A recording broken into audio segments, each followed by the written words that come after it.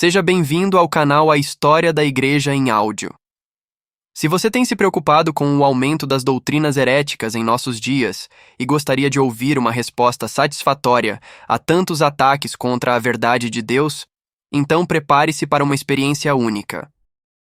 Juntos vamos mergulhar na obra Prescrição contra os Hereges, de Tertuliano, um dos documentos mais antigos da Igreja Cristã no combate às heresias. Ouça, em bom português, um tratado que permanece atual, oferecendo respostas a todos aqueles que, mesmo se dizendo cristãos, lançam dúvidas sobre as Escrituras e a fé transmitida à Igreja pelo Espírito Santo através dos apóstolos de Jesus Cristo. Quintus Septimius Florens Tertulianus viveu no século II, próximo à época da morte do apóstolo João. Bispo em Cartago, na África, ele foi um dos pais da Igreja e o primeiro grande escritor cristão latino. Em seu tempo, a Igreja enfrentava a perseguição do Império Romano e a proliferação de heresias, como a de Marcião, que ousou selecionar quais partes das Escrituras seus seguidores deveriam aceitar como palavra de Deus. Vale ressaltar que, ao mencionar igrejas católicas, Tertuliano se refere a todas as igrejas de sua época, espalhadas por diversos lugares. A palavra católico significa universal, abrangendo a totalidade das comunidades cristãs. Este audiobook é fruto de um esforço para equipar a igreja dos nossos dias com conhecimento para enfrentar as doutrinas heréticas que, embora vencidas no início da história da igreja, voltam a surgir em diferentes formas.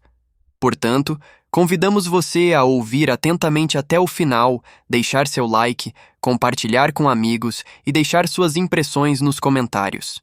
O texto foi traduzido de uma versão em inglês de domínio público, cujo link está na descrição. A linguagem foi adaptada para a melhor compreensão dos ouvintes. No entanto, buscou-se manter a fidelidade ao conteúdo original. Vamos ao audiobook. Capítulo 1. Os tempos atuais nos levam a fazer a seguinte reflexão. Não devemos nos surpreender com a quantidade de heresias, pois sua vinda foi predita. Tampouco devemos nos espantar quando elas subvertem a fé de alguns, pois seu propósito é testar e fortalecer a verdadeira fé. Portanto, é equivocado se escandalizar com a prevalência das heresias. Imagine como seria pior se elas não existissem. Tudo o que existe tem uma razão de ser. Essa razão lhe dá o poder para existir, tornando sua existência inevitável. Capítulo 2. Assim como a febre, que existe para destruir o homem entre todas as outras doenças, não nos surpreendemos com sua presença, nem com seu poder de causar danos. Da mesma forma, as heresias existem para enfraquecer a fé, e devemos temê-las, mas principalmente temer sua existência. Enquanto existirem, terão poder, e enquanto tiverem poder, continuarão existindo. A febre é um mal que conhecemos e tentamos evitar, mesmo sem poder eliminá-la completamente. Mas algumas pessoas se fascinam pelas heresias, que trazem consigo a morte eterna e o fogo do inferno, em vez de fugir delas. As heresias só têm poder sobre aqueles que não possuem uma fé forte. Num combate, a vitória não depende apenas da força do vencedor, mas também da fraqueza do vencido. Um lutador pode vencer alguém fraco, mas ser derrotado por um adversário verdadeiramente forte. Da mesma forma, as heresias se fortalecem com a fraqueza da fé, mas são impotentes diante da verdadeira força da fé. Capítulo 3. É comum que pessoas com fé mais frágil sejam influenciadas por aqueles que caíram na heresia e acabem se desviando também. Elas questionam como pessoas que eram consideradas fiéis, prudentes e respeitadas na igreja podem ter se desviado. Mas essa pergunta já traz a resposta. Se foram seduzidas pela heresia, nunca foram verdadeiramente fiéis, prudentes ou respeitadas. É de se estranhar que alguém aprovado pela igreja se desvie? Saul, que era considerado o melhor entre todos, sucumbiu à inveja. Davi, um homem bom e fiel ao Senhor, cometeu assassinato e adultério. Salomão, agraciado com sabedoria e graça divina, foi levado à idolatria por mulheres. Apenas o Filho de Deus conseguiu perseverar sem pecado até o fim. Se um bispo, um diácono, uma viúva uma virgem, um mestre ou até mesmo um mártir se desviarem da fé, isso significa que as heresias possuem a verdade? Julgamos a fé pelas pessoas ou as pessoas pela fé. Ninguém é sábio, fiel ou digno, a não ser o cristão verdadeiro. E ser cristão significa perseverar até o fim. Julgamos as pessoas pela aparência, mas a Escritura nos ensina que os olhos do Senhor são elevados e que Ele olha para o coração. O Senhor conhece os seus e arrancará aqueles que não foram plantados por Ele. O primeiro pode se tornar o último, e Ele limpará sua eira, separando o trigo da palha. Que os de fé fraca se desviem com as tentações, pois assim o trigo verdadeiro será guardado no celeiro do Senhor. Até mesmo alguns discípulos se afastaram do próprio Senhor quando se sentiram ofendidos.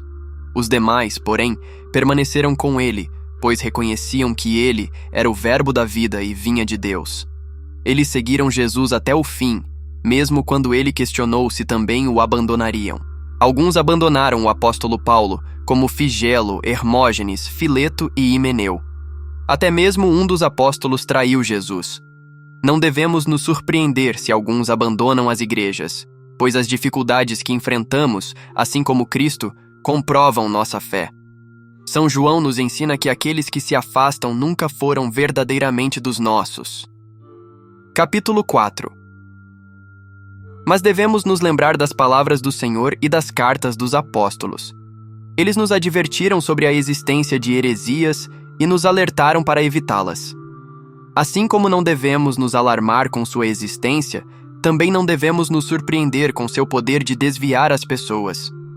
O Senhor nos ensina que muitos lobos devoradores virão em pele de cordeiro.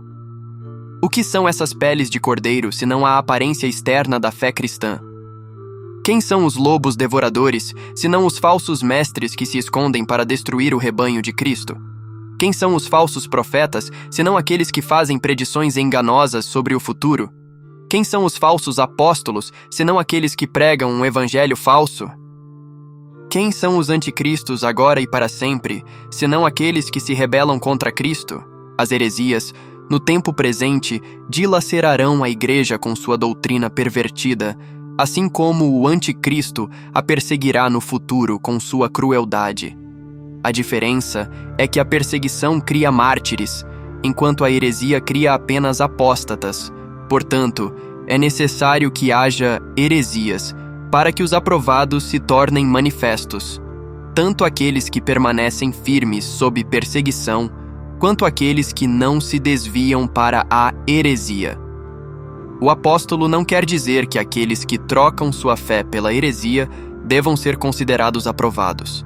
Eles interpretam erroneamente suas palavras quando ele diz: examinai tudo, retende o bem, como se, depois de examinar tudo o que é errado, não se pudesse escolher o mal por engano. Capítulo 5.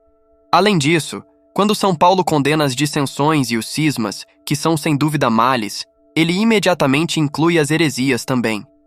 Ao fazer isso, ele deixa claro que as heresias são um mal, e ainda maior, pois ele nos diz que acreditava na existência de cismas e dissensões porque sabia que também deve haver heresias. Ele demonstra que foi a perspectiva do mal maior que o levou a acreditar prontamente na existência dos males menores. Ele não acreditava que as heresias fossem boas, mas sim que deveríamos estar preparados para tentações ainda piores, pois elas serviam para manifestar todos os que são aprovados, ou seja, aqueles que não se deixam corromper.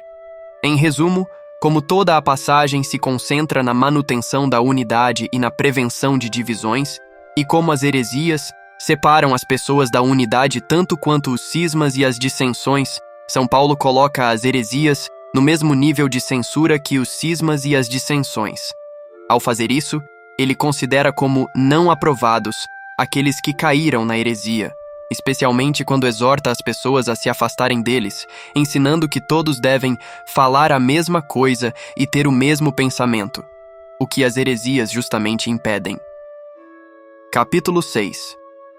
Não nos deteremos mais neste ponto, pois é o mesmo Paulo que, em sua epístola aos Gálatas, conta as heresias entre as obras da carne E também indica a Tito que o homem que é herege deve ser rejeitado após a primeira e segunda admoestação, porque tal pessoa está pervertida e peca, sendo autocondenada.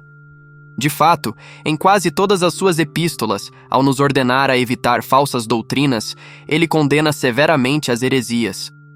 Os efeitos práticos das heresias são as falsas doutrinas, chamadas em grego de haireses, palavra que significa a escolha que uma pessoa faz quando ensina ou adota tais doutrinas. Por esta razão, ele chama o herege de autocondenado, porque ele mesmo escolheu aquilo pelo qual é condenado. Nós, porém, não temos permissão para seguir qualquer doutrina segundo nossa própria vontade, nem para escolher o que outro introduziu por sua própria imaginação. Nossa autoridade reside nos apóstolos do Senhor. Eles não escolheram introduzir nada por si mesmos, mas fielmente entregaram às nações a doutrina que receberam de Cristo. Portanto, mesmo que um anjo do céu pregue outro evangelho, ele seria considerado amaldiçoado por nós. O Espírito Santo já havia previsto que haveria em uma certa virgem chamada Filomena um anjo enganador, transformado em anjo de luz, cujos milagres e ilusões levaram Apeles a introduzir sua nova heresia. Capítulo 7. Essas são as doutrinas de homens e de demônios, produzidas para os ouvidos que coçam do espírito da sabedoria deste mundo. O Senhor chamou isso de loucura e escolheu as coisas loucas do mundo, para confundir até mesmo a própria filosofia, pois é a filosofia que é o material da sabedoria do mundo, a intérprete precipitada da natureza e da dispensação de Deus. De fato, as heresias são instigadas pela filosofia.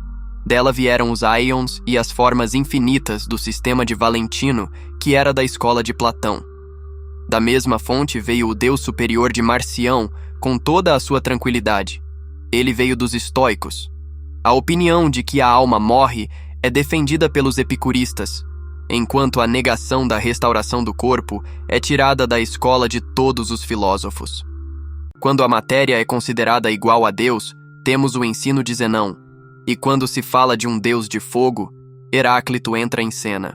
O mesmo assunto é discutido repetidamente pelos hereges e pelos filósofos. Os mesmos argumentos são envolvidos. De onde vem o mal? Por que é permitido? Qual é a origem do homem? E de que forma ele vem? Além da questão que Valentino propôs recentemente. De onde vem Deus? Que ele resolve com a resposta. De Antímenes e Ectroma.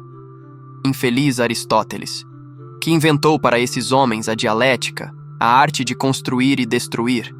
Uma arte tão evasiva em suas proposições, tão rebuscada em suas conjecturas, tão dura em seus argumentos, tão produtora de contendas, embaraçosa até para si mesma, retratando tudo e realmente não tratando de nada. De onde vêm essas fábulas e genealogias intermináveis e questões inúteis e palavras que se espalham como câncer?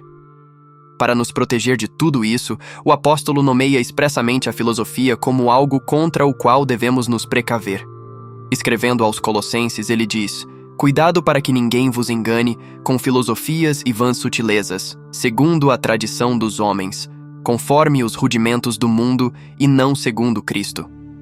Ele esteve em Atenas e, em seus encontros com os filósofos, conheceu a sabedoria humana que finge conhecer a verdade, mas apenas a corrompe e se divide em suas próprias heresias, pela variedade de suas seitas mutuamente repugnantes. O que Atenas tem a ver com Jerusalém? Que harmonia existe entre a academia e a igreja? Que harmonia entre hereges e cristãos? Nosso ensino vem do Pórtico de Salomão, que ensinou que o Senhor deve ser buscado com simplicidade de coração. Afastem-se todas as tentativas de produzir um cristianismo mesclado de composições estoicas, platônicas e dialéticas. Não precisamos de discussões curiosas depois de possuirmos Cristo Jesus, nem de investigações depois de desfrutarmos do Evangelho. Com nossa fé, não desejamos nenhuma outra crença, pois esta é nossa fé principal, que não há nada mais que devamos crer.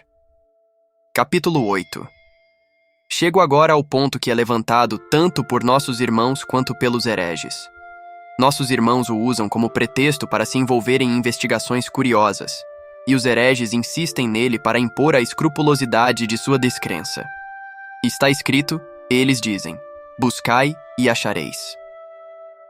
Lembremos em que momento o Senhor disse isso. Creio que foi no início de seus ensinamentos, quando ainda havia dúvidas se ele era o Cristo. Quando até mesmo Pedro ainda não o havia declarado como o Filho de Deus e João Batista havia deixado de ter certeza sobre ele. Portanto, com razão foi dito: buscai e achareis, quando ainda era necessário inquirir sobre aquele que ainda não era conhecido. Além disso, isso foi dito em relação aos judeus, pois é a eles que pertence toda a questão desta repreensão, visto que eles tinham uma revelação onde poderiam buscar a Cristo.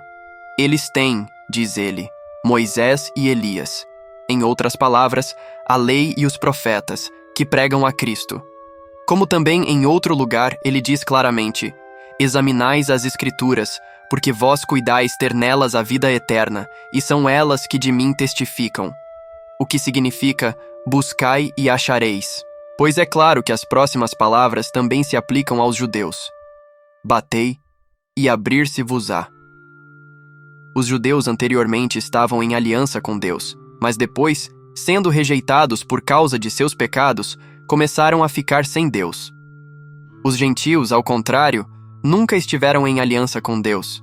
Eram apenas como uma gota de um balde e como pó da eira, e estavam sempre fora da porta. Ora, como aquele que sempre esteve do lado de fora pode bater no lugar onde nunca esteve? Que porta ele conhece, quando nunca passou por nenhuma, seja por entrada ou expulsão? Não é antes aquele que sabe que viveu dentro e foi expulso, que, provavelmente, encontrou a porta e bateu nela? Da mesma forma, pedi e dar-se-vos-á é dito apropriadamente a alguém que sabia a quem deveria pedir, por quem também alguma promessa havia sido feita. Isto é, o Deus de Abraão, de Isaque e de Jacó. Ora, os gentios não sabiam nada sobre ele, nem sobre nenhuma de suas promessas.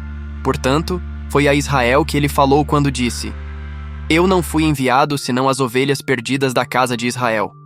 Ele ainda não havia lançado aos cães o pão dos filhos, ainda não os havia ordenado a irem pelo caminho dos gentios. É somente no final que ele os instrui a irem e fazerem discípulos de todas as nações, batizando-os, quando eles estavam prestes a receber o Espírito Santo, o Consolador, que os guiaria em toda a verdade. E isso também leva à mesma conclusão.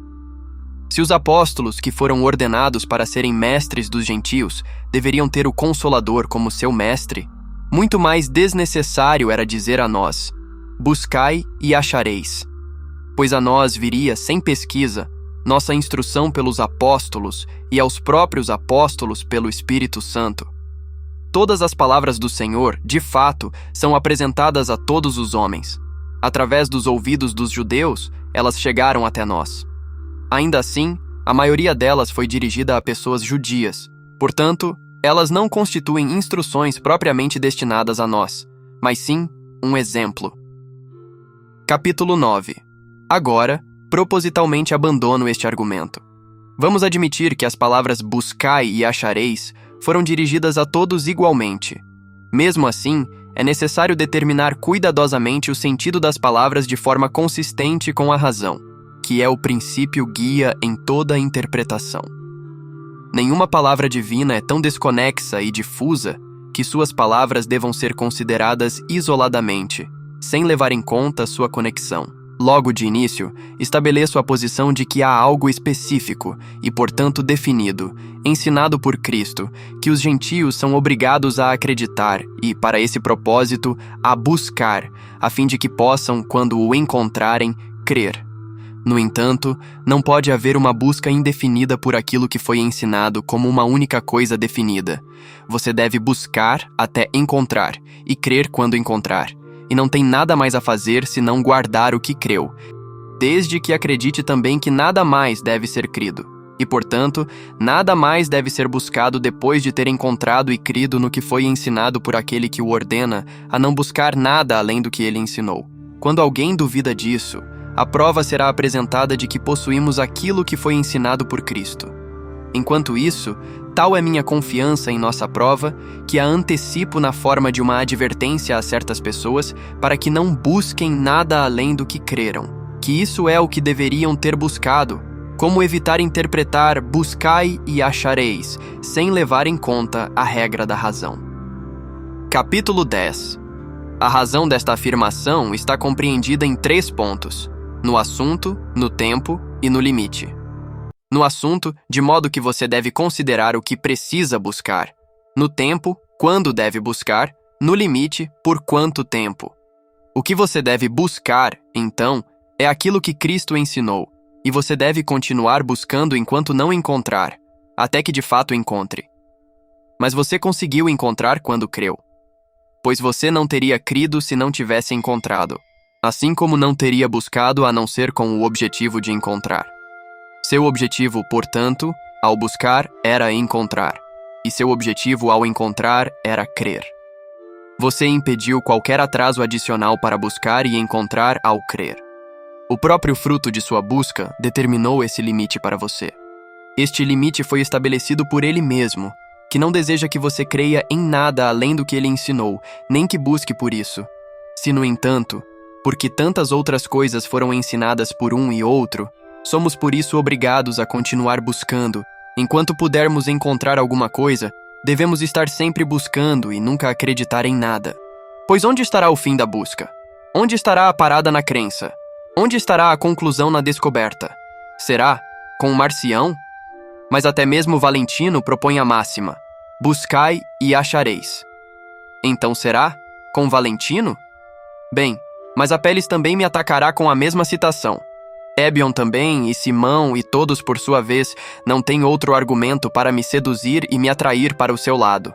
Assim, não estarei em lugar nenhum, e ainda estarei encontrando o desafio: buscai e achareis, como se eu não tivesse um lugar de descanso, como se de fato nunca tivesse encontrado o que Cristo ensinou, o que deveria ser buscado, o que precisa ser crido. Capítulo 11. Há impunidade no erro se não houver delito, embora de fato errar seja em si um ato de delito. Com impunidade, repito, alguém vagueia quando não abandona nada propositalmente. Mas ainda, se eu crio no que era obrigado a crer e depois penso que há algo novo a ser buscado, é claro que espero que haja algo mais a ser encontrado, embora eu não devesse alimentar tal expectativa, a menos que seja porque eu ou não crie, embora aparentemente tenha me tornado um crente, ou então tenha deixado de crer. Se eu assim abandono minha fé, sou considerado um negador dela. De uma vez por todas eu diria: ninguém busca, exceto aquele que nunca possuiu ou então perdeu o que buscava. A velha, no Evangelho, havia perdido uma de suas 10 moedas de prata, e portanto a procurou. Quando, porém, a encontrou, parou de procurá-la.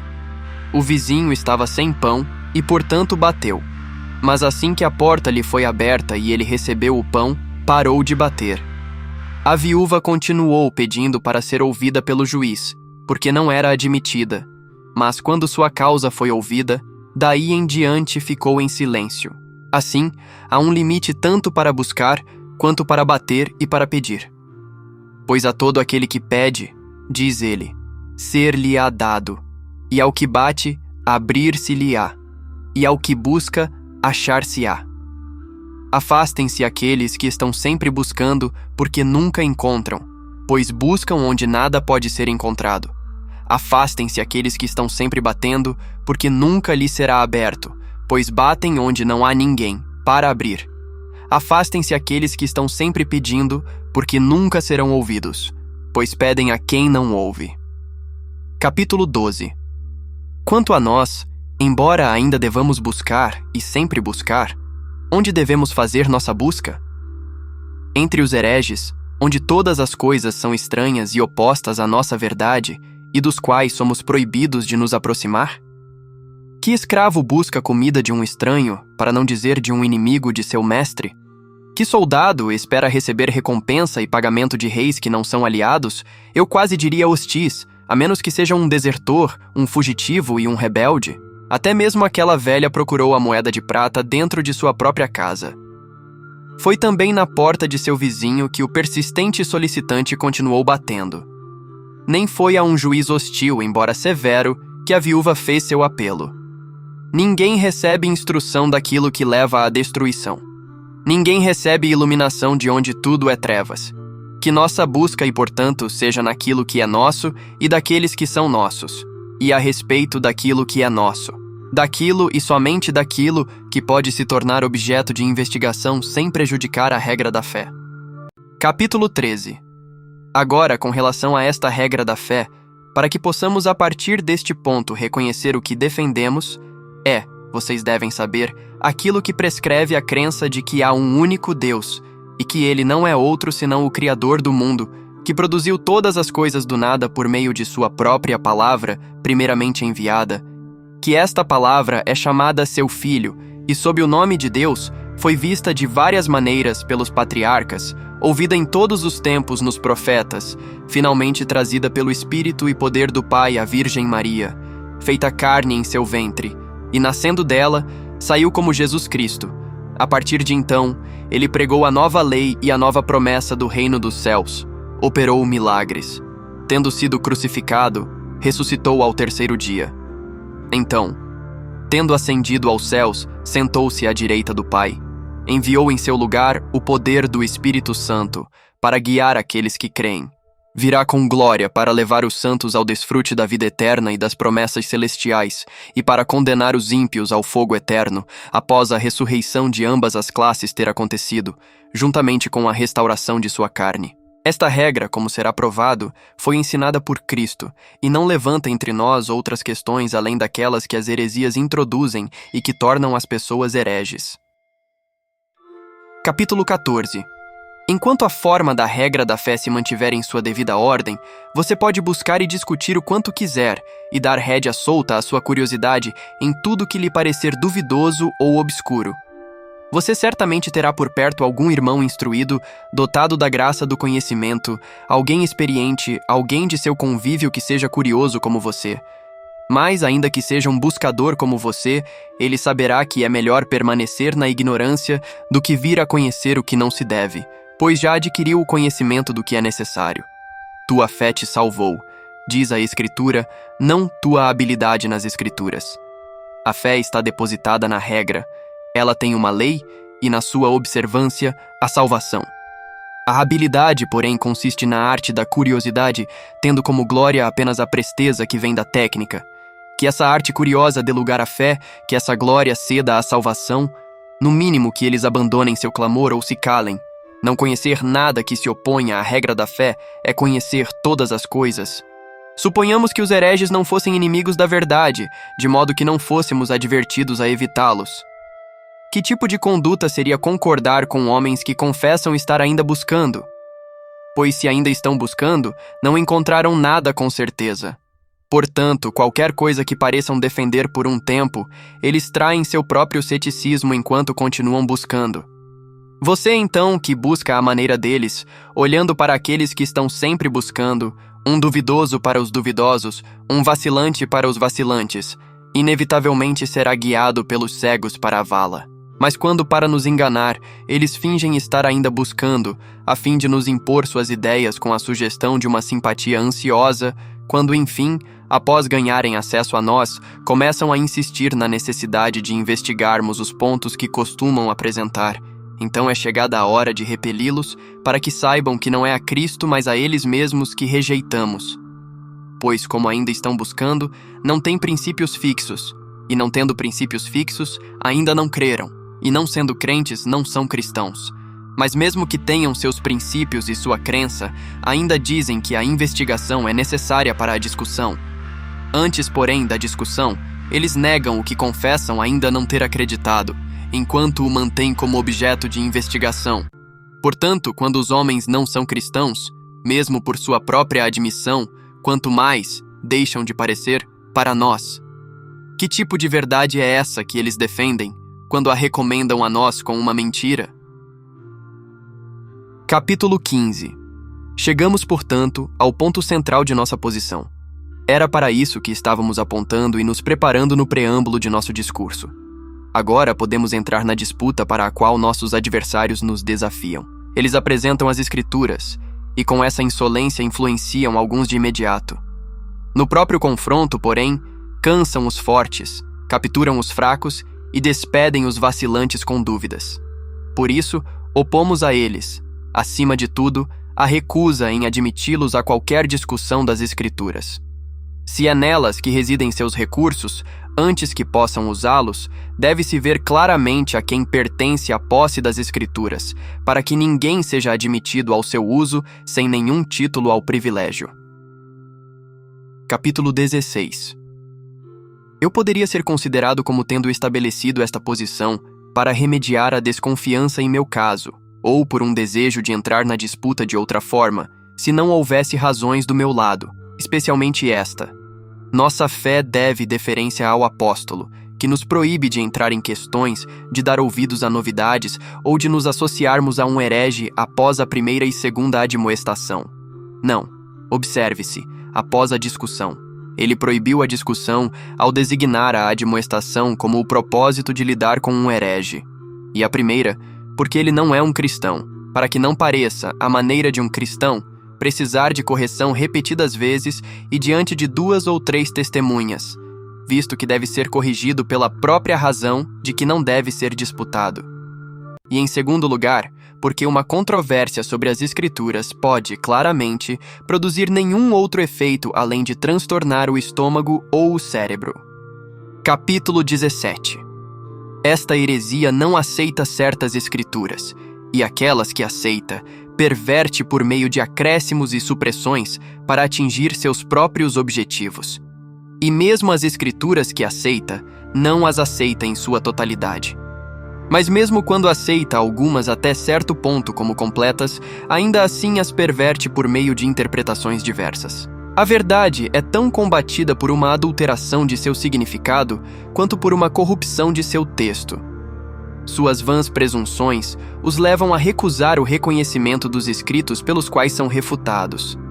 Eles confiam naqueles que falsamente compilaram e selecionaram por causa de sua ambiguidade. Mesmo que você seja muito versado nas Escrituras, não fará progresso algum, quando tudo o que você afirma é negado pelo outro lado, e tudo o que você nega é por eles afirmado. Quanto a você, perderá apenas seu fôlego, e nada ganhará além de irritação com a blasfêmia deles. Capítulo 18. Mas com respeito ao homem por quem você entra na discussão das Escrituras, com o objetivo de fortalecê-lo quando afligido por dúvidas, será para a verdade ou para as opiniões heréticas que ele se inclinará? Influenciado pelo próprio fato de que vê você não ter feito nenhum progresso, enquanto o outro lado está em pé de igualdade negando e defendendo, ou pelo menos em uma posição semelhante, ele sairá da discussão mais incerto do que antes, sem saber qual lado julgar herético. Pois, sem dúvida, eles também são capazes de nos replicar essas coisas. É uma consequência necessária que cheguem a dizer que as adulterações das Escrituras e as falsas exposições delas são, na verdade, introduzidas por nós, visto que eles, não menos do que nós, afirmam que a verdade está do seu lado. Capítulo 19. Portanto, nosso apelo não deve ser feito às Escrituras. Nem devemos admitir controvérsias em pontos onde a vitória será impossível, incerta ou insuficientemente certa.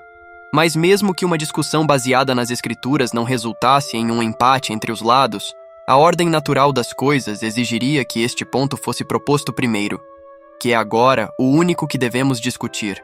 A quem pertence a própria fé a qual as Escrituras pertencem? De quem, por quem, quando e a quem foi transmitida essa regra pela qual os homens se tornam cristãos? Pois onde quer que seja manifesto que a verdadeira regra e fé cristã esteja, lá também estarão as verdadeiras Escrituras e suas exposições, e todas as tradições cristãs. Capítulo 20.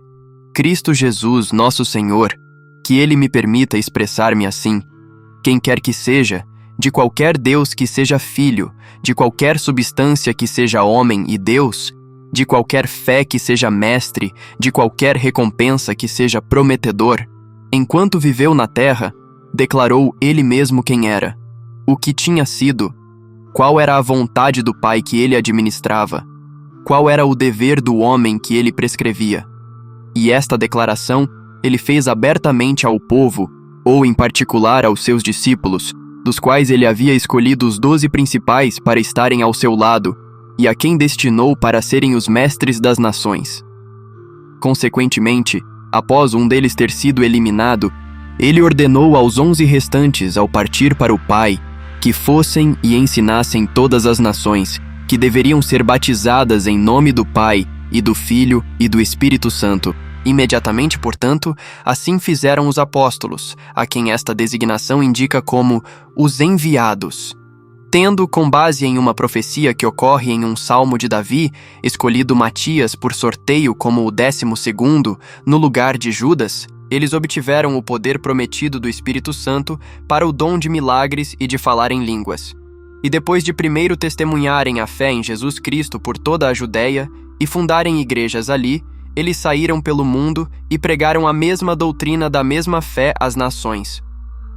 Eles então, da mesma forma, fundaram igrejas em cada cidade, das quais todas as outras igrejas, uma após a outra, derivaram a tradição da fé e as sementes da doutrina, e as estão derivando todos os dias para que se tornem igrejas. De fato, é somente por essa razão que elas poderão se considerar apostólicas, como sendo descendentes de igrejas apostólicas.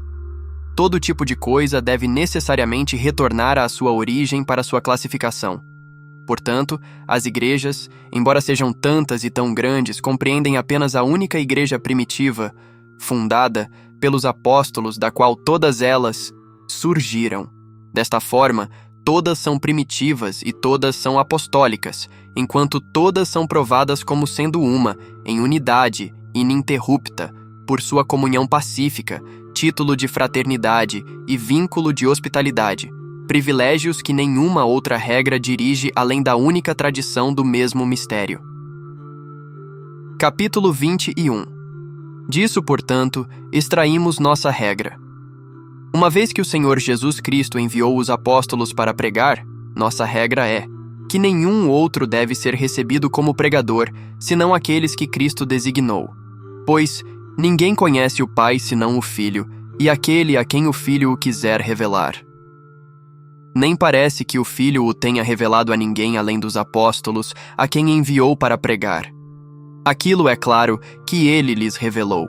Ora, o que eles pregaram, em outras palavras, o que Cristo lhes revelou, pode, como devo também prescrever aqui, ser devidamente provado de nenhuma outra maneira, senão por aquelas mesmas igrejas que os apóstolos fundaram pessoalmente, declarando-lhes o Evangelho diretamente, tanto viva voz, como se diz, quanto posteriormente por suas epístolas. Se então essas coisas são assim, é igualmente manifesto que toda doutrina que concorda com as igrejas apostólicas, aqueles moldes e fontes originais da fé, deve ser considerada como verdade, como indubitavelmente contendo aquilo que as ditas igrejas receberam dos apóstolos, os apóstolos de Cristo, Cristo de Deus.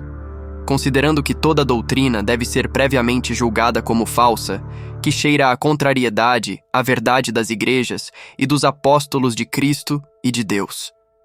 Resta então que demonstremos se esta nossa doutrina, da qual agora demos a regra, tem sua origem na tradição dos apóstolos e se todas as outras doutrinas não procedem, ipso facto, da falsidade. Mantemos comunhão com as igrejas apostólicas porque nossa doutrina não é em nenhum aspecto diferente da delas. Este é o nosso testemunho da verdade. Capítulo 22. Mas, visto que a prova está tão próxima, que se fosse produzida de imediato nada mais restaria a ser tratado, vamos ceder por um momento ao lado oposto, se eles pensam que podem encontrar algum meio de invalidar esta regra, como se nenhuma prova estivesse vindo de nós. Eles costumam nos dizer que os apóstolos não sabiam todas as coisas, mas nisto, eles são impelidos pela mesma loucura, pela qual se voltam para o ponto exatamente oposto, e declaram que os apóstolos certamente sabiam todas as coisas, mas não entregaram todas as coisas a todas as pessoas. Em ambos os casos, expondo Cristo à culpa por ter enviado apóstolos que tinham ou muita ignorância ou pouca simplicidade. Que homem, então, de mente sã, pode supor que eles ignoravam alguma coisa, a quem o Senhor ordenou para serem mestres ou professores, mantendo-os, como o fez, inseparáveis de si mesmo, em sua assistência, em seu discipulado, em sua companhia, a quem, quando estavam sozinhos, ele costumava expor todas as coisas que eram obscuras, dizendo-lhes que a eles foi dado conhecer aqueles mistérios, que não era permitido ao povo entender, Foi algo ocultado do conhecimento de Pedro, que é chamado a rocha sobre a qual a igreja deveria ser construída, que também obteve as chaves do reino dos céus, com o poder de ligar e desligar no céu e na terra. Foi algo novamente escondido de João, o discípulo mais amado do Senhor, que costumava reclinar-se sobre seu peito, a quem somente o Senhor apontou Judas como o traidor, a quem ele recomendou a Maria como um filho em seu próprio lugar, de que ele poderia ter pretendido que aqueles ignorassem, a quem ele até mesmo exibiu sua própria glória com Moisés e Elias, e a voz do Pai, além disso, do céu. Não como se ele assim desaprovasse todos os demais, mas porque, por 3 testemunhas, toda palavra deve ser confirmada. Da mesma forma, também, suponho, eram ignorantes aqueles a quem, após sua ressurreição, ele se dignou, enquanto viajavam juntos, explicar todas as Escrituras. Sem dúvida, ele havia dito uma vez: "Ainda tenho muitas coisas a vos dizer, mas vós não as podeis suportar agora." Mas mesmo assim, ele acrescentou: "Quando ele, o Espírito da Verdade, vier, ele vos guiará em toda a verdade." Ele, assim, mostra que não havia nada do qual eles eram ignorantes, a quem ele havia prometido a futura obtenção de toda a verdade com a ajuda do Espírito da Verdade. E certamente ele cumpriu sua promessa, visto que está provado nos Atos dos Apóstolos que o Espírito Santo desceu. Ora, aqueles que rejeitam aquela escritura não podem pertencer ao Espírito Santo, visto que não podem reconhecer que o Espírito Santo foi enviado ainda aos discípulos, nem podem presumir reivindicar ser uma igreja eles mesmos, que positivamente não tem meios de provar quando e com que panos esta instituição foi estabelecida. É de tanta importância para eles não ter nenhuma prova para as coisas que afirmam, para que junto com elas não sejam introduzidas exposições prejudiciais das coisas que eles inventam de forma mentirosa. Capítulo 23. Agora, com o objetivo de marcar os apóstolos com algum sinal de ignorância, eles apresentam o caso de Pedro e daqueles que estavam com ele, tendo sido repreendidos por Paulo.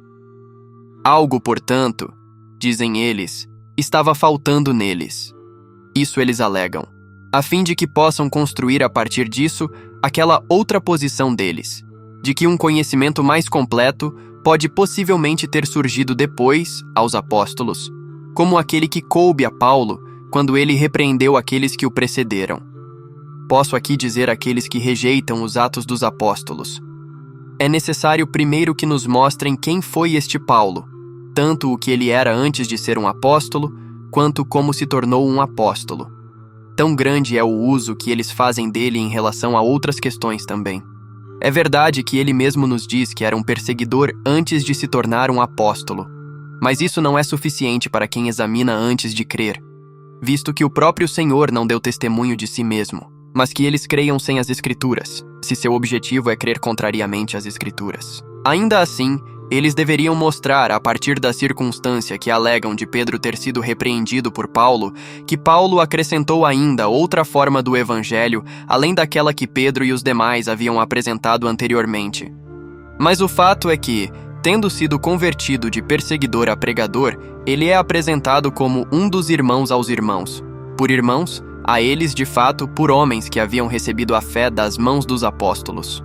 Depois, como ele mesmo narra, ele subiu a Jerusalém com o propósito de ver Pedro, por causa de seu ofício, sem dúvida, e por direito de uma crença e pregação comuns. Ora, eles certamente não teriam ficado surpresos com o fato de ele ter se tornado um pregador, em vez de um perseguidor, se sua pregação fosse de algo contrário. Nem, além disso, teriam glorificado ao Senhor, porque Paulo havia se apresentado como um adversário a ele. Consequentemente, eles até mesmo lhe deram a destra da comunhão, como um sinal de sua concordância com ele, e organizaram entre si uma distribuição de ofício, não uma diversidade de evangelho, para que pregassem separadamente, não um evangelho diferente, mas o mesmo, a pessoas diferentes, Pedro à circuncisão, Paulo aos gentios. Visto então que Pedro foi repreendido porque, depois de ter vivido com os gentios, passou a separar-se de sua companhia por respeito às pessoas, a falha certamente foi de conduta, não de pregação, pois não parece, a partir disso, que qualquer outro Deus além do Criador, ou qualquer outro Cristo além do Filho de Maria, ou qualquer outra esperança além da ressurreição, tenha sido por ele anunciado. Capítulo 24. Não tenho a sorte, ou como devo antes dizer, não tenho a tarefa invejável de colocar os apóstolos em conflito. Mas visto que nossos perversos enganadores insistem na repreensão em questão com o propósito definido de colocar a doutrina anterior sob suspeita, apresentarei uma defesa, por assim dizer, para Pedro, no sentido de que até mesmo Paulo disse que ele se fez tudo para com todos, para com os judeus, judeu, para aqueles que não eram judeus como alguém que não era judeu, para que ganhasse a todos. Portanto, era de acordo com os tempos, as pessoas e as causas que eles costumavam censurar certas práticas, que eles mesmos não hesitariam em seguir, em conformidade semelhante com os tempos, as pessoas e as causas. Assim como se Pedro também tivesse censurado Paulo, porque enquanto proibia a circuncisão, ele mesmo circuncidou Timóteo. Que se danem aqueles que julgam os apóstolos. É um fato feliz que Pedro esteja no mesmo nível de Paulo na própria glória do martírio. Ora, embora Paulo tenha sido arrebatado até o terceiro céu e elevado ao paraíso, e tenha ouvido certas revelações lá, ainda assim, estas não podem parecer tê-lo qualificado para ensinar outra doutrina, visto que sua própria natureza era tal que as tornava incomunicáveis a qualquer ser humano. Se, no entanto, aquele mistério indizível vazou e se tornou conhecido por algum homem, e se alguma heresia afirma que ela mesma segue o mesmo, então, ou Paulo deve ser acusado de ter traído o segredo, ou algum outro homem deve realmente ser mostrado como tendo sido posteriormente arrebatado ao paraíso, que teve permissão para falar abertamente o que Paulo não foi autorizado nem mesmo a murmurar. Capítulo 25. Mas aqui está, como dissemos, a mesma loucura, ao admitirem que os apóstolos não ignoravam nada e não pregavam doutrinas que se contradissessem, mas ao mesmo tempo insistirem que eles não revelaram tudo a todos os homens, pois proclamavam algumas coisas abertamente e a todo o mundo, enquanto revelavam outras apenas em segredo e a uns poucos, porque Paulo dirigiu até mesmo esta expressão a Timóteo: ó Timóteo, guarda o que te foi confiado. E novamente, guarda o bom depósito que te foi confiado. O que é este depósito? É tão secreto que se supõe caracterizar uma nova doutrina? Ou é parte daquela incumbência da qual ele diz: esta incumbência te dou, filho Timóteo, e também daquele preceito do qual ele diz: conjuro-te diante de Deus, que vivifica todas as coisas, e de Cristo Jesus, que diante de Pôncio Pilatos deu o testemunho da boa confissão, que guardes este mandamento. Ora, qual é este mandamento e qual é esta incumbência? Dos contextos precedentes e subsequentes, ficará claro que não há nenhuma sugestão misteriosa, obscuramente sugerida nesta expressão sobre alguma doutrina rebuscada, mas que é antes uma advertência contra o recebimento de qualquer outra doutrina, além daquela que Timóteo havia ouvido dele mesmo, como entendo publicamente. Diante de muitas testemunhas, é sua frase. Ora, se eles se recusam a admitir que a igreja é designada por essas muitas testemunhas, não importa, pois nada poderia ter sido secreto que foi produzido diante de muitas testemunhas. Nem, novamente, a circunstância de ele ter desejado que ele confiasse essas coisas a homens fiéis, que fossem capazes de ensinar também a outros, deve ser interpretada como uma prova de que existe algum evangelho oculto. Pois quando ele diz essas coisas, ele se refere às coisas sobre as quais está escrevendo no momento. Em referência, no entanto, a assuntos ocultos, ele os teria chamado, como estando ausentes, de aquelas coisas, não destas coisas, a alguém que tinha um conhecimento conjunto delas com ele mesmo. Capítulo 26. Além disso, deveria ter acontecido que, para o homem a quem ele confiou a administração do Evangelho, ele acrescentasse a injunção de que não fosse administrado em todos os lugares e sem consideração às pessoas, de acordo com o ditado do Senhor. Não deis aos cães as coisas santas, nem deiteis aos porcos as vossas pérolas. O Senhor falou abertamente, sem nenhuma sugestão de um mistério oculto. Ele mesmo havia ordenado que tudo o que ouvissem nas trevas e em segredo, eles deveriam proclamar à luz e sobre os telhados. Ele mesmo havia predito, por meio de uma parábola, que eles não deveriam guardar em segredo, infrutífero de juros, uma única libra, isto é, uma única palavra sua. Ele mesmo costumava dizer-lhes que uma vela não era geralmente colocada debaixo do alqueire, mas sobre o velador, a fim de iluminar a todos os que estão na casa. Essas coisas os apóstolos ou negligenciaram ou deixaram de entender, se não as cumpriram, ocultando alguma parte da luz, isto é, da palavra de Deus e do mistério de Cristo. De nenhum homem, tenho certeza, eles tiveram medo, nem de judeus nem de gentios em sua violência. Com maior liberdade, então, eles certamente pregariam na igreja, que não se calaram em sinagogas e lugares públicos. De fato, eles teriam achado impossível converter judeus ou trazer gentios, a menos que expusessem em ordem aquilo que eles queriam que eles cressem. Muito menos, quando as igrejas estavam avançadas na fé, eles teriam retirado delas qualquer coisa com o propósito de confiá-la separadamente a alguns poucos.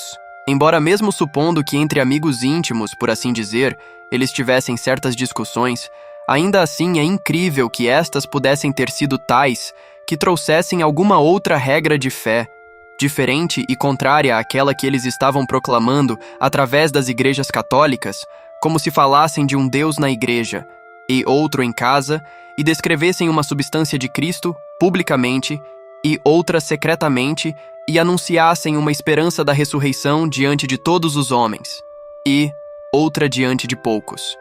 Embora eles mesmos, em suas epístolas, suplicassem aos homens que todos falassem uma única e mesma coisa, e que não houvesse divisões e dissensões na igreja, visto que eles, fossem Paulo ou outros, pregavam as mesmas coisas. Além disso, eles se lembravam das palavras: seja, porém, o vosso falar sim, sim, não, não, porque o que passa disto é de procedência maligna, de modo que eles não deviam lidar com o evangelho de forma diversificada. Capítulo 27. Visto que, portanto, é incrível que os apóstolos ignorassem todo o escopo da mensagem que tinham a declarar, ou deixassem de tornar conhecida a todos os homens toda a regra da fé, vejamos se, enquanto os apóstolos a proclamavam, talvez de forma simples e completa, as igrejas por sua própria culpa a expuseram de outra forma que não a dos apóstolos. Todas essas sugestões de desconfiança podem ser encontradas apresentadas pelos hereges. Eles têm em mente como as igrejas foram repreendidas pelo apóstolo. Ó Gálatas insensatos, quem vos fascinou? E corrieis bem, quem vos impediu? E como a epístola realmente começa: admiro-me de que tão depressa passasseis daquele que vos chamou na graça de Cristo para outro evangelho. Que eles também lembrem o que foi escrito aos coríntios, que eles ainda eram carnais, que precisavam ser alimentados com leite, sendo ainda incapazes de suportar alimento sólido, que também pensavam que sabiam alguma coisa, quando ainda não sabiam nada como deviam saber. Quando eles levantam a objeção de que as igrejas foram repreendidas, que suponham que elas também foram corrigidas, que se lembrem também daquelas igrejas, sobre cuja fé, conhecimento e conduta o apóstolo se alegra e dá graças a Deus, que, no entanto, ainda hoje, se unem àquelas que foram repreendidas nos privilégios de uma única e mesma instituição. Capítulo 28. Admitamos, então, que todos erraram, que o apóstolo se enganou ao dar seu testemunho, que o Espírito Santo não teve consideração por nenhuma igreja a ponto de conduzi-la à verdade, embora enviado com esse propósito por Cristo e por isso solicitado ao Pai para ser o mestre da verdade. Admitamos também que ele, o administrador de Deus, o vigário de Cristo, negligenciou seu ofício, permitindo que as igrejas por um tempo entendessem de forma diferente e crescem de forma diferente o que ele mesmo estava pregando pelos apóstolos. Seria então provável que tantas igrejas, e igrejas tão grandes, tenham se desviado para uma única e mesma fé? Nenhuma casualidade distribuída entre muitos homens resulta em um único e mesmo resultado. O erro de doutrina nas igrejas necessariamente teria produzido vários resultados, quando, no entanto, o que está depositado entre muitos é considerado um único e mesmo, não é o resultado de erro, mas de tradição. Pode alguém então ser imprudente o suficiente para dizer que estavam em erro aqueles que transmitiram a tradição? Capítulo 29. Será que o erro reinou apenas enquanto as heresias estiveram ausentes? A verdade, por certo, teve que esperar por certos marcionitas e valentinianos para libertá-la. Durante o intervalo, o evangelho foi pregado erroneamente. Os homens creram erroneamente, tantos milhares foram batizados erroneamente, tantas obras de fé foram realizadas erroneamente, tantos dons milagrosos, tantos dons espirituais foram postos em operação erroneamente, tantas funções sacerdotais, tantos ministérios foram executados erroneamente. E para resumir o todo, tantos mártires receberam suas coroas erroneamente. Se não feito erroneamente e sem propósito, como é que as coisas de Deus estavam em seu curso antes de ser conhecido a que Deus elas pertenciam? Que havia cristãos antes que Cristo fosse encontrado? Que havia heresias antes da verdadeira doutrina? Não é assim, pois em todos os casos, a verdade precede sua cópia, a semelhança sucede à realidade. Absurdo o suficiente, no entanto, é que a heresia deva ser considerada como tendo precedido sua própria doutrina anterior, mesmo por esta razão, porque é aquela doutrina em si que predisse que haveria heresias contra as quais os homens teriam que se guardar. A uma igreja que possuía esta doutrina foi escrito, sim, a própria doutrina escreve a sua própria igreja. Mas ainda que nós mesmos ou um anjo do céu vos anuncie outro evangelho, além do que já vos tenho anunciado, seja anátema. Capítulo 30. Onde estava Marcião, aquele mestre de navio do Ponto, seguidor do estoicismo, quando a verdade já era pregada? E onde estava Valentino, discípulo do platonismo? É evidente que esses homens viveram há pouco tempo, na época do imperador Antonino, e que inicialmente foram crentes na doutrina da Igreja Católica, frequentando a Igreja de Roma sob o bispo Eleutério. Porém, devido à sua curiosidade incessante, com a qual influenciaram negativamente os irmãos, foram expulsos da igreja mais de uma vez. Marcião, inclusive, levou consigo os 200 sestércios que havia doado à igreja e, após ser excomungado, espalhou o veneno de suas doutrinas. Mais tarde, Marcião alegou arrependimento e concordou em se reconciliar com a igreja desde que trouxesse de volta aqueles que havia desviado. Mas a morte o impediu de cumprir esse acordo. É verdade que as heresias são inevitáveis, mas isso não significa que sejam algo bom. Assim como o mal é necessário, também era necessário que o Senhor fosse traído. Mas ai daquele que o traiu. Portanto, ninguém pode usar a inevitabilidade das heresias para justificá-las. Apeles, por exemplo, discípulo de Marcião, abandonou os ensinamentos de seu mestre e se envolveu com uma mulher, fugindo para Alexandria. Ao retornar, anos depois, já não era mais marcionita, mas se uniu a outra mulher, a jovem Filomena, que se tornou uma prostituta. Influenciado por ela, Apeles passou a escrever as falsas revelações que recebia. Ainda existem pessoas vivas que conheceram Apeles e seus seguidores, o que comprova o surgimento tardio dessa heresia. Como disse o Senhor, pelas suas obras os conhecereis. Marcião, ao separar o Novo Testamento do Antigo, demonstrou ser posterior àquilo que separou, pois só se pode separar o que antes estava unido. A própria ação de separar as Escrituras prova que ele veio depois delas. Da mesma forma, Valentino, com suas interpretações distorcidas e alterações nos textos, evidencia a diferença entre suas ideias e a verdade original das Escrituras. Mencionamos esses corruptores da verdade por serem mais conhecidos que outros. Mas existem outros, como Nigídios, Hermógenes e vários mais, que continuam a perverter os caminhos do Senhor. Que autoridade eles têm para isso? Se pregam outro Deus, por que usam as palavras e os escritos do Deus verdadeiro contra quem se opõem? Se é o mesmo Deus, por que o distorcem? Que se apresentem como novos apóstolos, que digam que Cristo retornou, ensinou novamente, foi crucificado e ressuscitou uma segunda vez. Pois foi assim que o apóstolo Paulo descreveu a vida de Cristo, e é assim que ele capacita seus verdadeiros apóstolos, dando-lhes o poder de realizar os mesmos milagres que ele próprio realizou. Gostaria de ver esses hereges demonstrarem tais poderes, mas seu maior feito é apenas rivalizar com os apóstolos de forma perversa. Enquanto os apóstolos traziam os mortos de volta à vida, esses hereges levam os vivos à morte espiritual com suas falsas doutrinas. Capítulo 31. Vamos retomar a questão da prioridade da verdade e da posterioridade da falsidade. Para ilustrar esse ponto, podemos recorrer à parábola de Cristo sobre o joio e o trigo. Nela, o Senhor semeia primeiro a boa semente do trigo, mas depois vem o diabo, seu inimigo, e semeia o joio no meio do trigo. Essa parábola representa a diferença entre as doutrinas, assim como em outras passagens a palavra de Deus é comparada a uma semente. A ordem dos eventos na parábola deixa claro que o que foi ensinado primeiro, a boa semente, vem do Senhor e é verdadeiro. Já o que veio depois, o joio semeado pelo diabo, é falso e estranho.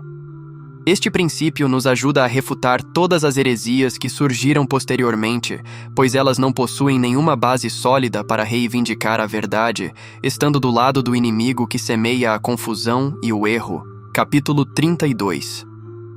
Se algumas heresias ousam se colocar dentro da era apostólica para parecerem legítimas, como se tivessem sido transmitidas pelos próprios apóstolos, podemos lançar-lhes um desafio: que apresentem os registros originais de suas igrejas, a lista completa de seus bispos desde o início, provando que o primeiro deles foi ordenado por um apóstolo ou por alguém que permaneceu fiel aos apóstolos. As igrejas verdadeiramente apostólicas guardam esses registros com cuidado, como a igreja de Esmirna, que registra que Policarpo foi nomeado bispo por João, e a igreja de Roma, que afirma que Clemente foi ordenado por Pedro. Da mesma forma, outras igrejas podem apresentar seus líderes, que foram escolhidos pelos apóstolos e transmitem a fé genuína. Se os hereges conseguissem inventar tais registros, o que não seria surpresa considerando suas blasfêmias, ainda assim não adiantaria. Afinal, sua doutrina, comparada à dos apóstolos, mostrará por sua diversidade e contradição que não tem origem apostólica. Os apóstolos jamais ensinariam coisas contraditórias, nem seus sucessores fiéis pregariam algo diferente. As igrejas que, mesmo sendo fundadas mais tarde, concordam com a fé apostólica, são consideradas igualmente apostólicas por causa dessa mesma doutrina. Que todas as heresias, então, apresentem suas provas de apostolicidade. Na verdade, elas não são apostólicas, e não podem provar o que não são. Por isso, não são aceitas em comunhão pelas igrejas verdadeiramente apostólicas, pois suas crenças divergem dos mistérios da fé. Capítulo 33. Além de tudo isso, acrescenta uma revisão das próprias doutrinas, as quais, existindo como existiram nos dias dos apóstolos, foram tanto expostas quanto condenadas pelos referidos apóstolos. Pois por este método, elas serão mais facilmente reprovadas, quando for detectado que já estavam em existência naquela época, ou pelo menos que eram brotações do joio que então existiam. Paulo, em sua primeira epístola aos Coríntios, marca certo grupo que negava e duvidava da ressurreição. Essa opinião era a propriedade especial dos saduceus. Parte dela, no entanto, é mantida por Marcion, Apeles, Valentinos e todos os outros impugnadores da ressurreição. Escrevendo também aos Gálatas, ele reprova aqueles que observam e defendem a circuncisão e a lei mosaica. Assim corre a heresia de Ebion. Ele também repreende aqueles que proíbem casar em suas instruções a Timóteo. Agora, esta é a doutrina de Marcion e seu seguidor Apeles.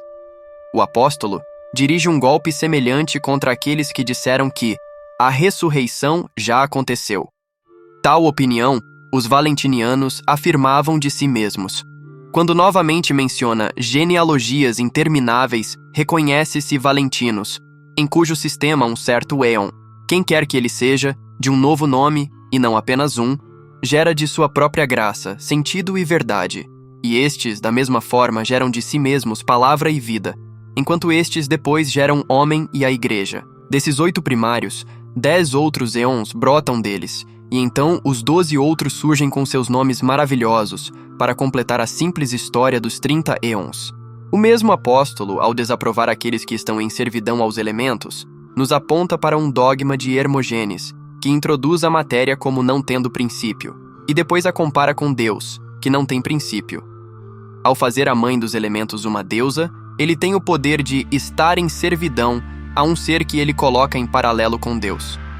No entanto, no Apocalipse, a João é encarregado de castigar aqueles que comem coisas sacrificadas aos ídolos e que cometem fornicação.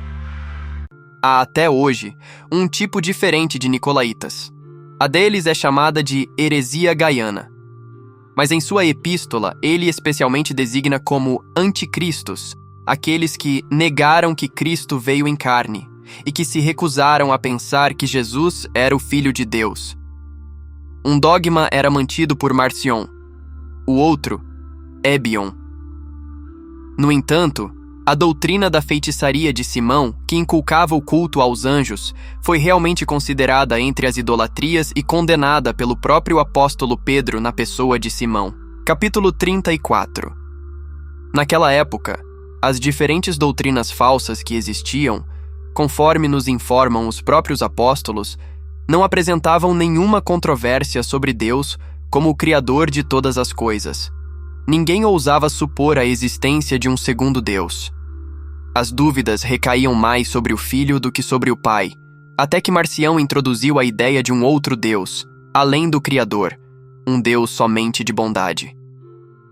Apelles descreveu o Criador como um anjo glorioso e indefinido, pertencente a um Deus superior, o Deus da lei e de Israel, e afirmou que ele era feito de fogo. Valentino, por sua vez, difundiu seus aions e atribuiu o pecado de um aion à criação de Deus, o Criador. Somente a esses hereges, e não antes deles, foi revelada a verdade sobre a natureza divina. E essa honra especial e favor completo vieram do diabo, sem dúvida, pois ele desejava rivalizar com Deus, tentando realizar, através do veneno de suas doutrinas, o que o Senhor disse ser impossível: tornar os discípulos acima de seu mestre. Portanto, que todas as heresias escolham o momento de seu surgimento, contanto que o quando seja irrelevante, admitindo que não são da verdade e que as que não existiam no tempo dos apóstolos não poderiam ter nenhuma conexão com eles. Se tivessem existido, seus nomes seriam conhecidos, até mesmo para sua própria refutação. Aquelas que existiram nos dias dos apóstolos são condenadas pela simples menção.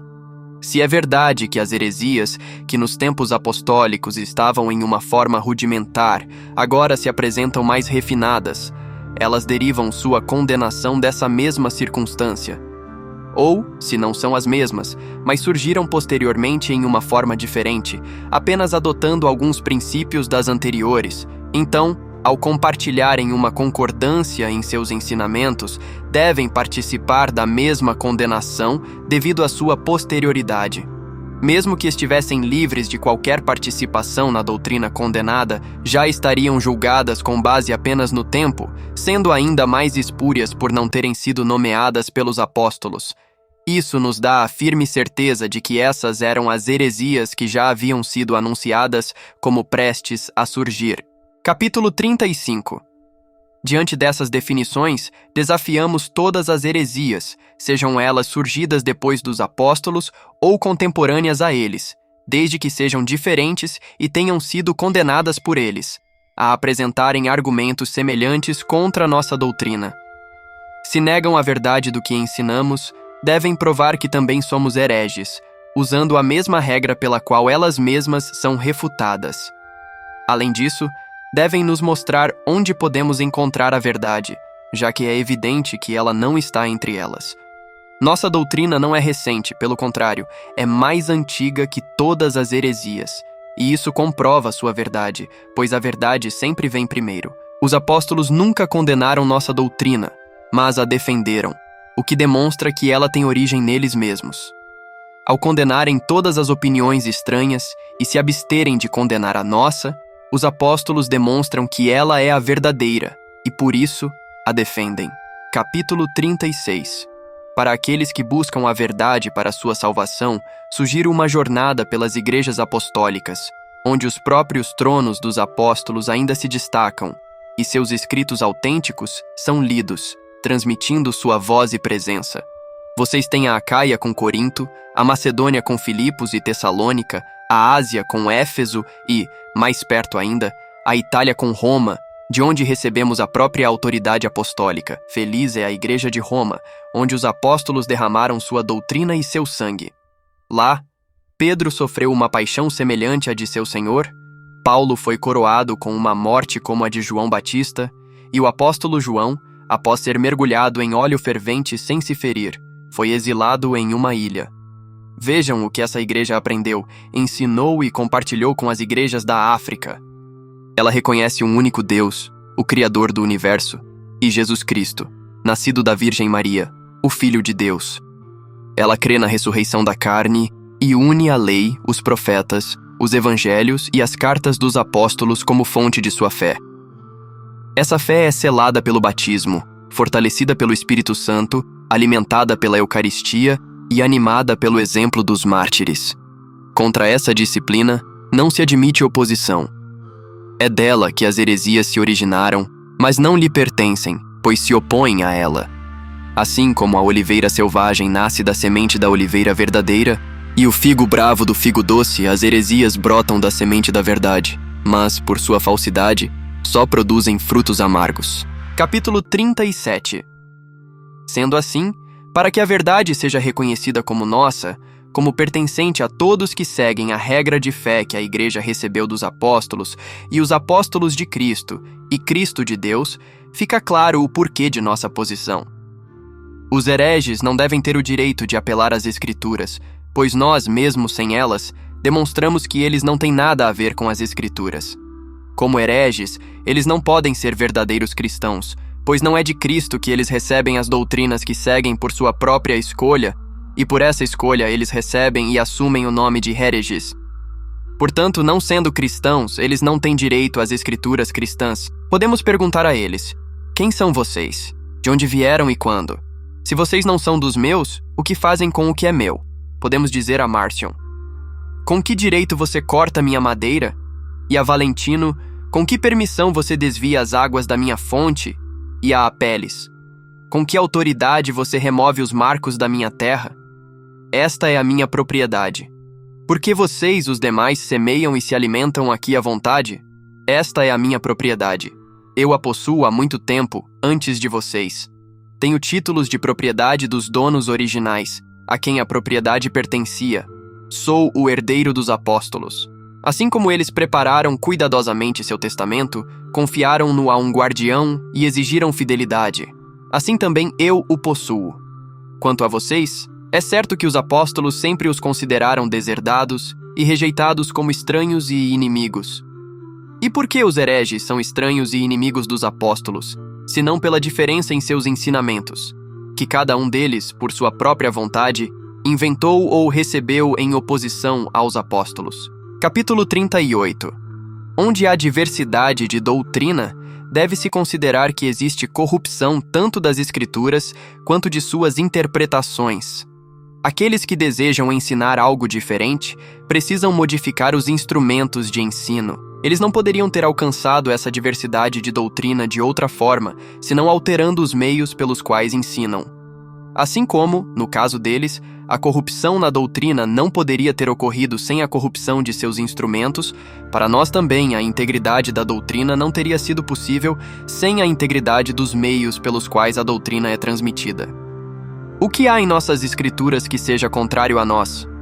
O que introduzimos de nossa autoria que precise ser retirado, acrescentado ou alterado para restaurar a sanidade natural de algo que seja contrário a nós e que esteja contido nas Escrituras? Embora Valentino pareça usar todo o volume das Escrituras, ele não deixou de violentar a verdade, apenas com uma mente e habilidade mais astutas que Marcion. Marcion usou a faca, não a pena, fazendo cortes nas Escrituras para que se ajustassem ao seu próprio propósito. Valentino, porém, absteve-se de tais cortes, pois não inventou novas Escrituras para se adequarem à sua doutrina, mas adaptou sua doutrina às Escrituras.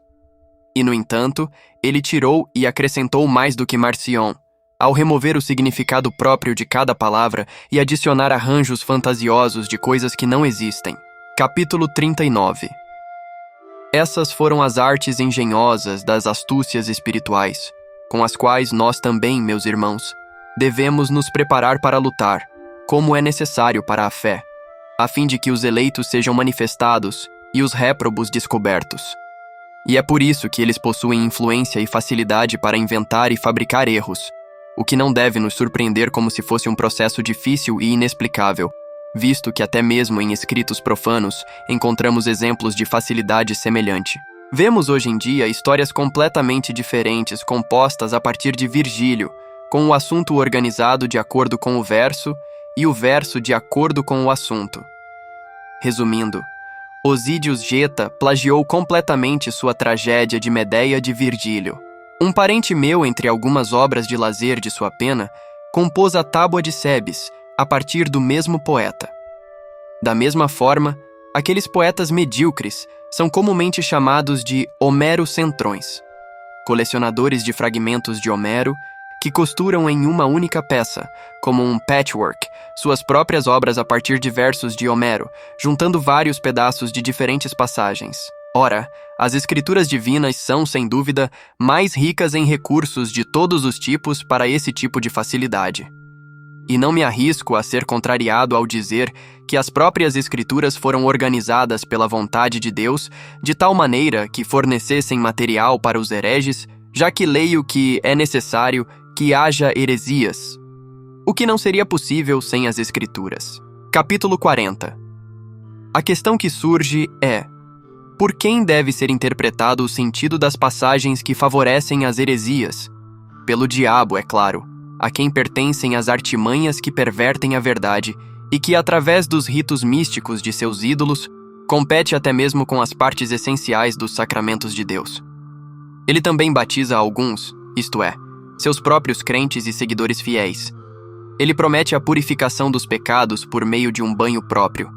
E se minha memória não me falha, Mitra, no reino de Satanás, marca a testa de seus soldados.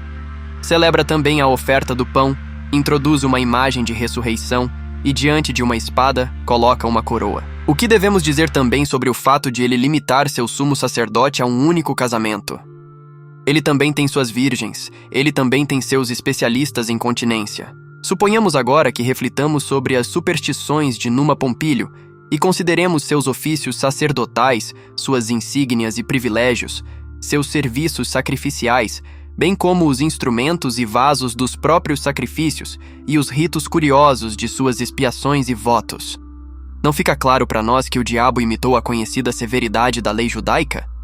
Uma vez que ele demonstrou tal emulação em seu grande objetivo de expressar, nos assuntos de sua idolatria, as mesmas coisas que constituem a administração dos sacramentos de Cristo, segue-se naturalmente que o mesmo ser, possuindo ainda o mesmo gênio, desejou e conseguiu adaptar à sua crença profana e rival os próprios documentos das coisas divinas e dos santos cristãos, sua interpretação a partir das interpretações deles, suas palavras a partir das palavras deles, suas parábolas a partir das parábolas deles.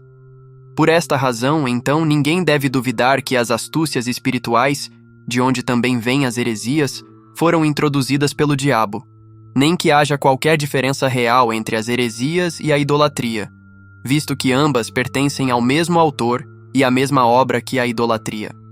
Elas ou fingem que existe outro Deus em oposição ao Criador, ou, mesmo que reconheçam que o Criador é o único Deus, tratam-no como um ser diferente do que ele é na verdade.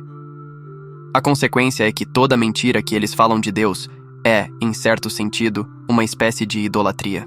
Capítulo 41. Não posso deixar de mencionar a conduta dos hereges. Como ela é frívola, mundana, meramente humana, sem seriedade, sem autoridade, sem disciplina, como convém à sua crença. Para começar, é difícil distinguir quem é catecúmeno e quem é crente. Todos têm acesso da mesma forma, ouvem da mesma forma, oram da mesma forma, até mesmo os pagãos, se por acaso algum deles aparecer entre eles. Aquilo que é santo lançarão aos cães, e suas pérolas, embora não sejam verdadeiras, lançarão aos porcos. Eles confundem simplicidade com a destruição da disciplina, a qual, quando praticada por nós, eles chamam de lenocínio. Eles também misturam a paz com todos, pois não importa para eles quão diferentes sejam as suas abordagens aos assuntos, desde que possam conspirar juntos para atacar a cidadela da única verdade. Todos são arrogantes, todos se oferecem para transmitir conhecimento. Seus catecúmenos são considerados perfeitos antes mesmo de serem plenamente instruídos. As próprias mulheres desses hereges, como são atrevidas, elas ousam ensinar, discutir, realizar exorcismos, se comprometer com curas, talvez até batizar. Suas ordenações são descuidadas, caprichosas, mutáveis. Às vezes, colocam noviços em cargos de liderança. Outras vezes, homens que estão presos a algum emprego secular. Outras vezes ainda, pessoas que apostataram de nós para prendê-los pela vanglória, já que não podem pela verdade. Em nenhum lugar a promoção é mais fácil do que no campo dos rebeldes, onde o simples fato de estar lá é considerado um serviço importante. E assim acontece que hoje um homem é seu bispo, amanhã outro. Hoje ele é diácono, amanhã leitor, hoje presbítero, amanhã leigo. Pois até mesmo aos leigos eles impõem as funções do sacerdócio. Capítulo 42. Mas o que direi sobre o ministério da palavra, já que eles se dedicam não a converter os pagãos, mas a subverter nosso povo?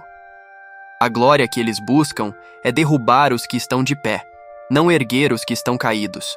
Assim, como a própria obra que eles propõem a si mesmos não consiste em construir sua própria sociedade, mas em demolir a verdade, eles minam nossos edifícios para erguer os seus. Basta privá-los da lei de Moisés, dos profetas e da divindade do Criador, e eles não têm mais nada para discutir.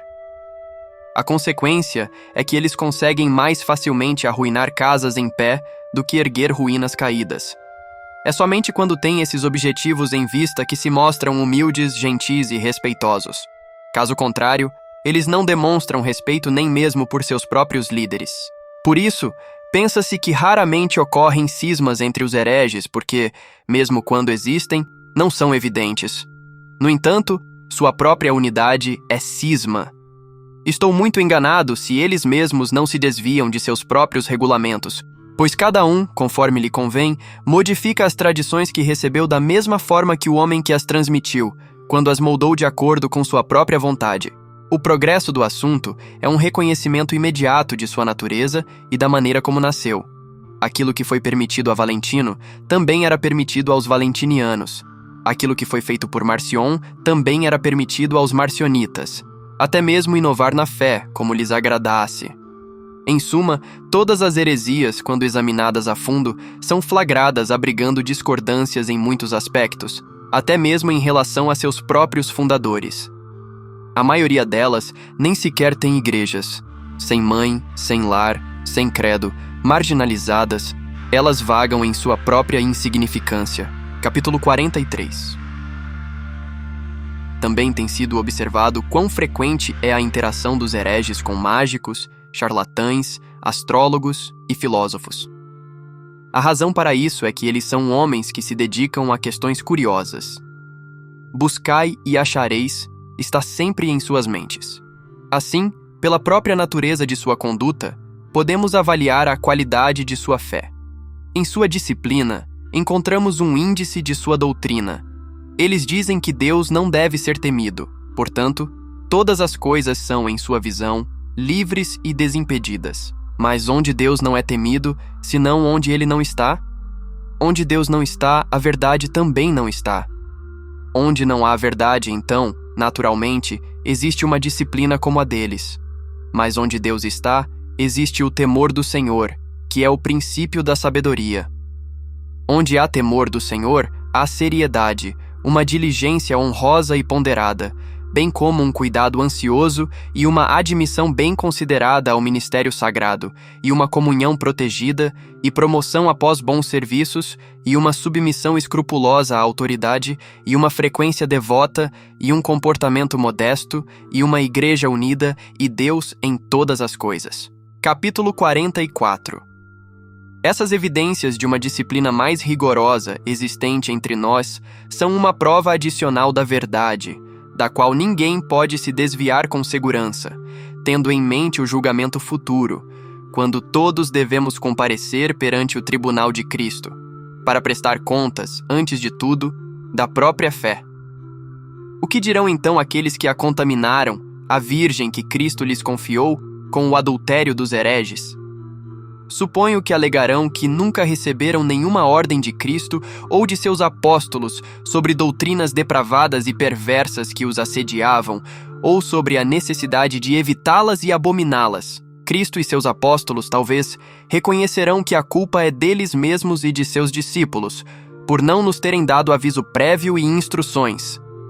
Eles, além disso, acrescentarão muito sobre a alta autoridade de cada doutor da heresia, como eles fortaleceram poderosamente a crença em sua própria doutrina, como ressuscitaram mortos, curaram doentes, previram o futuro, para que assim pudessem ser merecidamente considerados apóstolos, como se esta advertência também não estivesse registrada, que muitos viriam e realizariam até os maiores milagres em defesa do engano de sua pregação corrupta.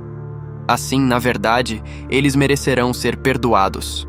Se, no entanto, alguns, tendo em mente os escritos e as denúncias do Senhor e dos apóstolos, permanecerem firmes na integridade da fé, suponho que correrão grande risco de não receber o perdão, quando o Senhor responder: Eu vos adverti claramente que haveria mestres de falsas doutrinas em meu nome, bem como no nome dos profetas e apóstolos. E aos meus próprios discípulos dei a ordem de que pregassem as mesmas coisas a vocês. Mas quanto a vocês, é claro que não se podia esperar que acreditassem em mim. Uma vez eu entreguei o Evangelho e a doutrina da referida regra de vida e fé aos meus apóstolos, mas depois tive o prazer de fazer mudanças consideráveis nela. Eu havia prometido uma ressurreição, até mesmo da carne, mas pensando bem, percebi que talvez não pudesse cumprir minha promessa. Eu havia me mostrado como tendo nascido de uma virgem, mas isso me pareceu depois uma coisa vergonhosa. Eu havia dito que aquele que faz o sol e a chuva era meu pai, mas outro pai, melhor, me adotou. Eu havia proibido vocês de darem ouvidos aos hereges, mas nisso eu errei. Tais blasfêmias, é possível, entram na mente daqueles que se desviam do caminho certo e que não defendem a verdadeira fé do perigo que a ameaça. Na presente ocasião, nosso tratado assumiu uma posição geral contra as heresias, mostrando que todas elas devem ser refutadas com base em regras definidas, justas e necessárias, sem qualquer comparação com as Escrituras. Quanto ao restante, se Deus em sua graça permitir, prepararemos respostas a algumas dessas heresias em tratados separados. Aqueles que dedicarem seu tempo a ler estas páginas, crendo na verdade, que haja paz e a graça de nosso Deus Jesus Cristo para sempre. Se você gostou desse tipo de conteúdo aqui do canal, deixe seu like, compartilhe e conte nos comentários sua experiência. Agora estão aparecendo novas sugestões de vídeo. Pedimos que considere se tornar membro e apoiar a continuidade deste trabalho. Até a próxima!